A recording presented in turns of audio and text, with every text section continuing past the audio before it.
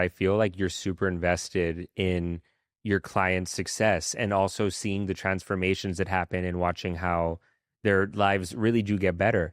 Would you say that that has been the most rewarding part about being a personal trainer, getting to see people's lives literally transform before your eyes?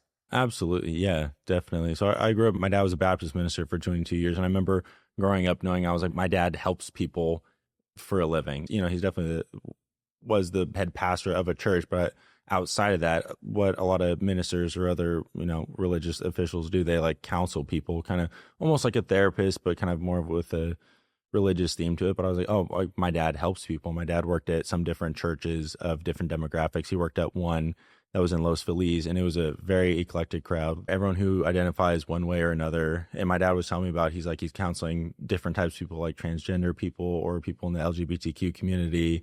And he shared with me when my dad and I were having a closer conversation, he's like, I've had a couple people tell me that like I was part of helping them not hurt themselves or not destroy their own lives in a certain type of way. And I remember thinking like, that's beautiful. And if I can do something, even a fraction of an amount that kind of my dad does to help people, then that would be a win.